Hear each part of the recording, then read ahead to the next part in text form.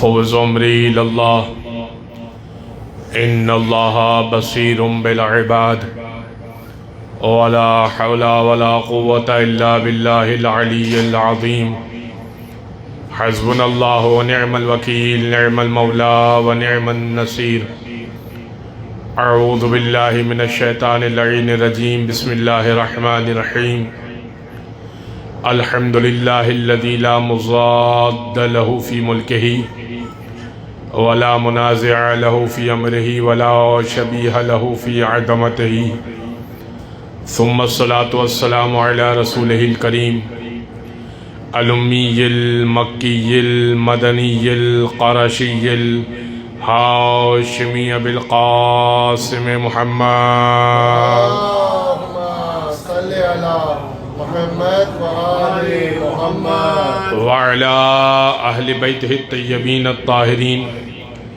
واللعنة الدائمة على أعدائهم أجمعين من يوم ظلمهم وعداوتهم إلى قيام يوم الدين أما بعد فقد قال الله سبحانه وتعالى في محكم كتاب مبين بسم الله الرحمن الرحيم وجعلناهم أئمة يهدون بأمرنا وأوحينا إليهم فعل الخيرات وإقام الصلاة وإيتاء الزكاة وكانوا لنا عابدين صلوات اللهم صل على محمد وآل محمد.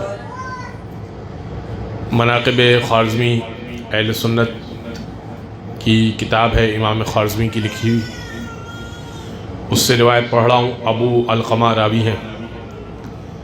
ابو علقمہ کہتے ہیں کہ ایک دن اللہ کے رسول نے نماز فجر کے بعد ہم سب کو روک لیا اور کہا کہ میں تمہیں اپنا ایک خواب سنانا چاہتا ہوں اور تم اس سے کوئی پیغام لے لو. یاد رہے کہ نبی کا خواب سچ ہوا کرتا ہے. ابراہیم نے خواب دیکھا تھا، یا بنیا انی ارا فی المنام انی اذبحک، اے بیٹا میں نے خواب میں دیکھا ہے کہ میں تجھے ذبح کر رہا ہوں. فانظر ماذا تری، تیری کیا رائے ہے؟ تو اسماعیل نے جواب دیا تھا یا ابت افعل ما تؤمر، اے بابا جان جو حکم دیا گیا ہے وہ کر دیجئے. ستجدنی انشاءاللہ من الصابرین، انشاءاللہ آپ مجھے صبر کرنے والوں میں سے شمار کریں گے.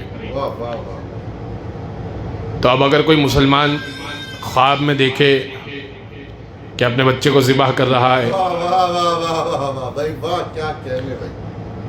تو اگلے دن بچے کو لے کے نکلنی پڑے گا. تو جو خواب میں نبی جیسا نہ ہو سکے وہ ظاہری طور پہ محمد مصطفیٰ جیسا نہیں ہو سکتا.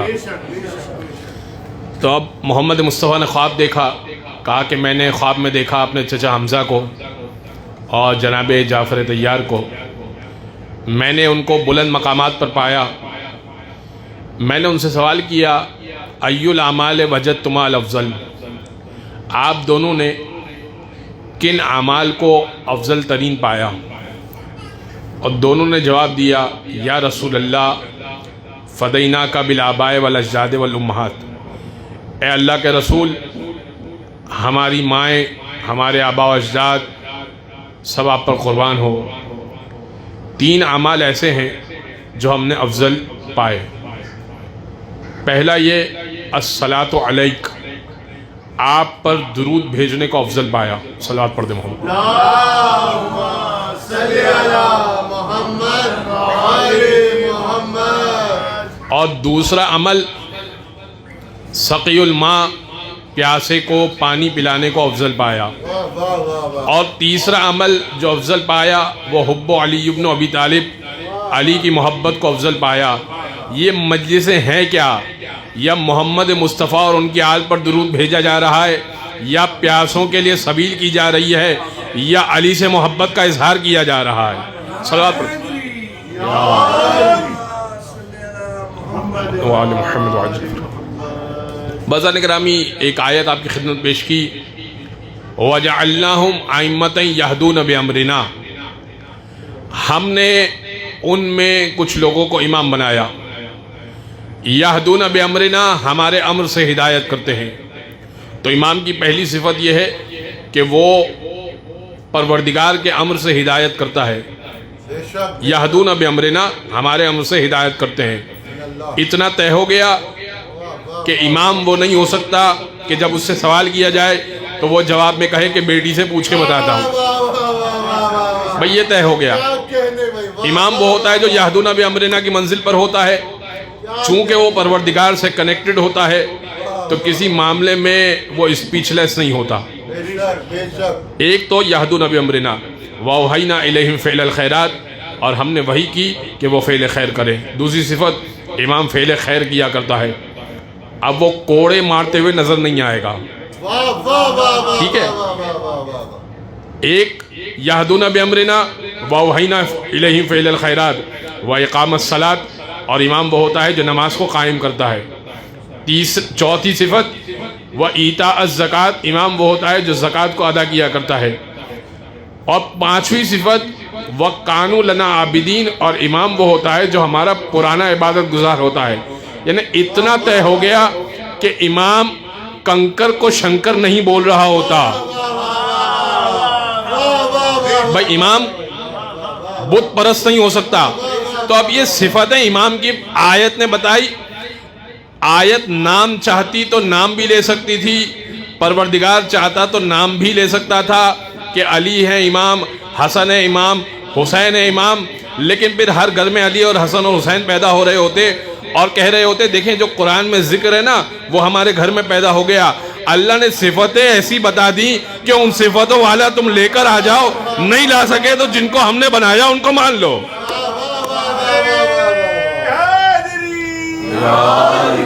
محمد علیہ محمد صلوات بازار گرامی مسلم ابن عقیل کا بڑا کم تذکرہ ہوتا ہے، اور مسلم ابن عقیل نے امام حسین کو جو پہچنوایا وہ خطبہ آپ کی خدمت پیش کرنا ہے۔ اگرچہ بعض نے کہا تھا کہ ذکر سیدہ کیجئے، بعض نے کہا تھا کہ خطبہ فدق کے اوپر پڑھیے، لیکن انشاءاللہ آگے مجالس ہیں اس میں تذکرہ کروں گا میں۔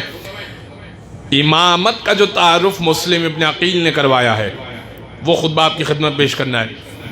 مسلم ابن عقیل کوفہ پہنچے، نماز ظہر ادا کی اور ہزاروں نے ان کے پیچھے نماز ظہر ادا کی، اور ظہر اور عصر کے درمیان ایک خطبہ دیا امام حسین کے تعارف میں، وہ خطبہ آپ کی خدمت پیش کرنا ہے۔ مسلم ایک مرتبہ منبر پر گئے، گلے کو کھنکارا اور کہا بسم اللہ الرحمن الرحیم الحمدللہ الذی خلق محمدا وعلیا دلیلا لذاتہ، حمد ہے اس پروردگار کی جس نے محمد اور علی کو اپنی ذات پر دلیل بنا کر خلق کیا۔ میں اس جملے کو سمجھا دیتا ہوں تاکہ آسانی ہو جائے۔ دیکھیے ہم جو خدا تک پہنچے ہیں نا تو وہ اس انداز سے پہنچے ہیں کہ ہم نے نباتات کو دیکھا، جمادات کو دیکھا، ہم نے دیکھا، ہم نے کہا کہ درخت اور جنگل ہیں تو کوئی ان کا خالق ہوگا، یہ پہاڑ ہیں تو کوئی ان کا خالق ہوگا، یہ دریا بہہ رہے ہیں کوئی ان کا خالق ہوگا۔ تو ہماری توحید اس کے اوپر مبنی ہے، یعنی یہ چرند و پرند کو دیکھ کر، یہ نباتات و جمادات کو دیکھ کر یہ ہماری توحید ہے کہ ہم نے خدا کو پہچانا۔ مسلم کہہ رہے ہیں توحید کا معیار تھوڑا بلند کر لو، حمد ہے اس پروردگار کی جس نے محمد و علی کو اپنی ذات پر دلیل بنا کر خلق کیا۔ یعنی تم محمد جیسا نہ لا سکو، علی جیسا نہ لا سکو تو سوچنا کوئی ہے ان کا خالق، بھائی سوچنا کوئی ہے ان کا خالق جو محمد و علی کو خلق کر رہا ہے۔ حمد ہے اس خدا کی الحمدللہ الذی خلق محمدا وعلیا دلیلا لذاتہ واقامہما مقامہ فی سائر بریاتہ، اور تمام خلقت پر قائم مقام بنا کر خلق کیا محمد و علی کو۔ پھر فرمایا مسلم ابن عقیل نے کان سیدنا الاکبر ینطق للہ وعن اللہ وباللہ. یہ جو سید اکبر ہے نا، بڑے سردار، یعنی محمد مصطفیٰ کی بات ہو رہی ہے، جب بھی بولا کرتے تھے اللہ کی جانب سے بولا کرتے تھے، اللہ کی خاطر بولا کرتے تھے، اور اللہ کے لیے بولا کرتے تھے. اور خود قرآن نے بھی کہا وما ینطق عن الہوی ان ہوا الا وحی یوحی. حبیب آپ تو کچھ بھی نہیں کہتے، وہی کہتے ہیں جو وہی کہتی ہے. یعنی محمد مصطفیٰ جو بولے تو وہ وہی ہوا کرتی ہے. اور اب فعل محمد مصطفیٰ کے بارے میں قرآن نے کہا وما رمیتا اذ رمیتا ولکن اللہ رما. حبیب یہ جو تیر آپ نے پھینکا، یہ جو کنکر آپ نے پھینکا، یہ آپ نے نہیں پھینکا، ولکن اللہ رما، یہ اللہ نے پھینکا. تو بولے تو محمد مصطفیٰ نہیں بول رہے، اللہ بول رہا. اور اگر کوئی کام کرے تو وہ خود نہیں کر رہے، اللہ کر رہا ہے. تو اب 1.25 لاکھ کے مجمع میں علی کو ہاتھوں پہ بلند کر کے من کن تو مولا بولے تو بول بھی اللہ رہا ہے اور دکھا بھی اللہ رہا ہے.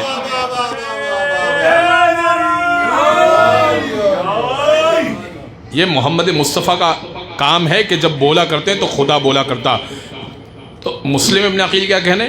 ینطق للہ وعن اللہ وباللہ وکان سید الافقر یفعل عنہ ولہ وبہ. اور جو سید اصغر تھے یعنی علی مرتضیٰ، سید اصغر یعنی چھوٹے سردار علی مرتضیٰ تھے، یفعل عنہ ولہ وبہ، اللہ کی جانب سے کیا کرتے تھے، اللہ کی خاطر کیا کرتے تھے، اللہ کی نصرت و مدد سے کیا کرتے تھے. وہ مزا طاہران تقیان. اور یہ جب دونوں اللہ کی بارگاہ میں متقی بن کر پہنچ گئے، پاک و پاکیزہ پہنچ گئے. وَلَيْسَ لَهُمَا وَارِثٌ عَلَى وَجْهِ الْأَرْضِ سِوَى الْحُسَيْنِ. اور جب ان دونوں کا کوئی وارث نہ بچا سوائے حسین کے. اب مسلم تعارف کروا رہے ہیں کون حسین؟ کلیم القرآن. حسین وہ جو قرآن سے باتیں کیا کرتا ہے، المناجی بالرحمن، وہ جو رحمان سے مناجات کیا کرتا ہے، قاسم کل خیر. حسین وہ ہیں جو ہر خیر کو بانٹا کرتا ہے. المفترضت طاعتہ علی الجن والانس والوحش والطیر. اور حسین وہ ہیں جن کی اطاعت ہر جن و انس و وحش و طیور پر واجب کر دی ہے. اب یزید کا تعارف کروایا اس انداز سے کہ حسین اور یزید کو کمپیئر کیا. حل یستوی الموت والحیات، کیا موت اور حیات برابر ہو سکتی ہے؟ یعنی حیات حسین ابن علی، موت یزید. حل یستوی الموت والحیات، کیا موت و حیات برابر ہو سکتی ہے؟ والخمر والسلسبیل، اور کیا شراب اور جنت میں بہنے والی نہریں برابر ہو سکتی ہے؟ وَسَامِعُ الْأَغَانِي مِنَ الْمُغَانِي وَالْمُنَادِي لَهُ جِبْرَائِیل. اور عجیب جملہ کہا مسلم ابن عقیل نے حسین کی شان میں، کہ دیکھو ایک وہ ہے جو ڈھول اور طبلے کی تاپ کی آواز سنتا ہے، اور ایک وہ ہے جو جبرائیل کی آواز سنتا ہے. بھائی ایک کے کان میں جبریل کی آواز آتی ہے، ایک کے کان میں رقاصاؤں کا رقص اس کی آواز آتی ہے. تو اب دیکھو حسین کا مقام کیا ہے. اور پھر فرمایا حلم الی بیعت وامشوا اسر غبار ابی عبداللہ تصلوا الی الجنہ. دیکھو قمت فیکم نائبا ووزیرا، میں تمہارے درمیان حسین کا نائب بن کر آیا ہوں، وزیرا اور وزیر بن کر آیا ہوں، وداعیا الی بیعت اللہ، اور تم کو اللہ کی بیعت کی طرف بلا رہا ہوں. یعنی کیا مطلب؟ یعنی مطلب یہ ہے کہ مسلم کے ہاتھ پر جب آپ نے بیعت کی تو مسلم کے ہاتھ پر بیعت نہیں کی، اللہ کے ہاتھ پر بیعت کی. یعنی اللہ کو، اپنے آپ کو اللہ کے سامنے تسلیم کرا دیا. داعیا الی بیعت اللہ وحلموا الی بیعتہ، اور جلدی کر لو بیعت کی. اور عجیب جملہ کہا، حاصل کلام گفتگو مسلم ابن عقیل نے کہی، فرمایا وامشوا اسر غبار ابی عبداللہ تصلوا الی الجنہ. ارے حسین کو تو چھوڑو، اگر حسین کسی گھوڑے پر سوار ہو جائیں اور گھوڑا ٹاپ مارے اور ٹاپ سے دھول اڑنا شروع ہو اور اس دھول کی پیروی کرو تو بھی جنت میں چلے جاؤ گے. یہ تو حسین کی ذات ہے. صلوات پڑھتے ہیں. حسین علیہ السلام مردد صلوات. اللہم صلی اللہ علیہ صلی علی محمد وآل محمد. یہ ہے حسین ابن علی کی ذات، یہ ہے امام یہدون بامرنا کی منزل پر ہوتا ہے. وَأَوْحَيْنَا إِلَيْهِمْ فِعْلَ الْخَيْرَاتِ، ہم نے اس پر وحی کی کہ وہ فعل خیر کر سکے. وَإِقَامَ الصَّلَاةِ، لیکن میں واضح کر دوں اقامت صلاۃ کو.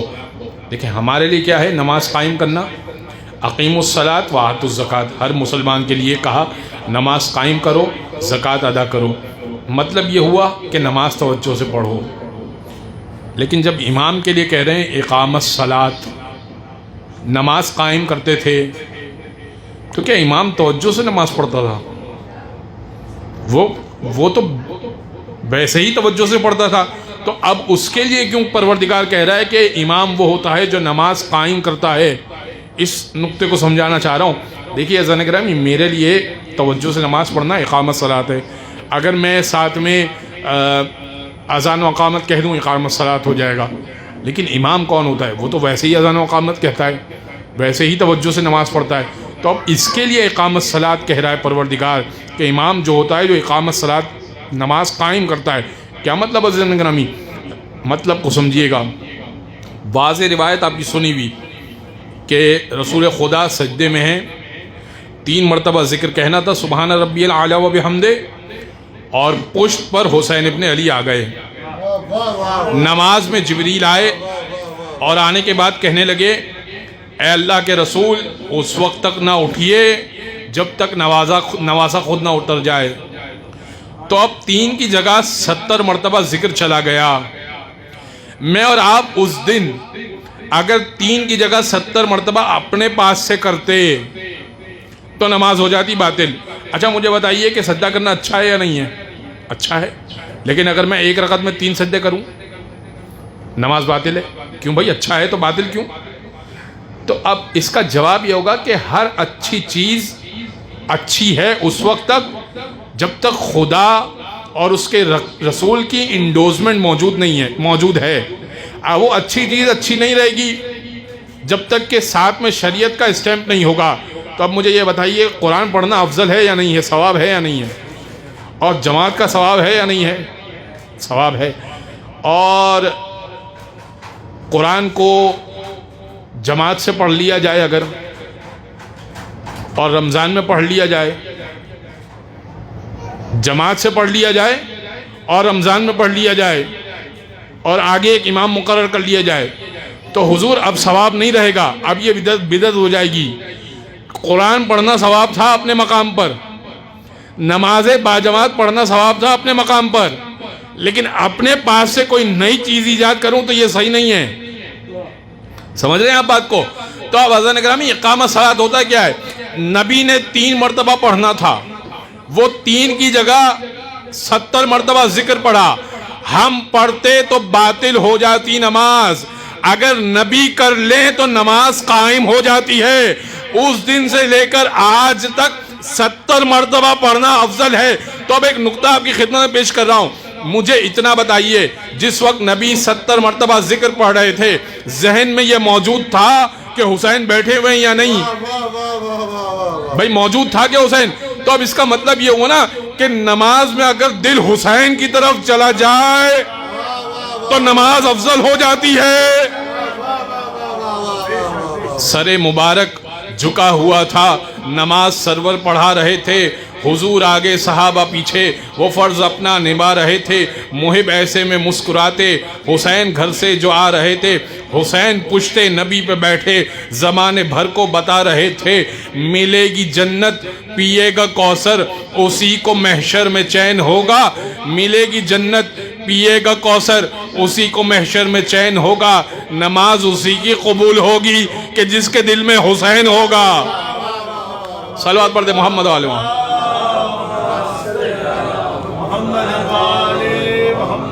تو امام وہ ہوتا ہے جو اقامت صلاۃ کی منزل پر ہوتا ہے. کوئی چینجز اگر وہ نماز میں کر دے تو نماز جوں کی توں رہتی ہے بلکہ وہ نماز کا حصہ بن جاتی ہے.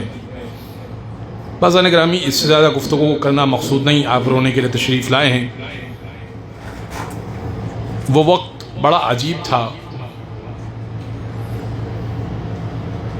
جب اب شہدائے کربلا کا تذکرہ ایک کا کرنا ہے مجھے،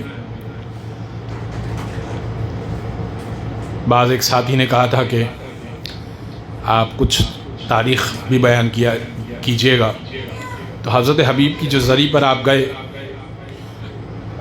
تو زری پہ جھانک کے دیکھیے گا، جو خط امام حسین نے حضرت حبیب کو لکھا تھا وہ خط میں پڑھ دیتا ہوں، وہ وہاں لکھا ہوا ہے، امالیہ شیخ صدوق میں موجود ہے۔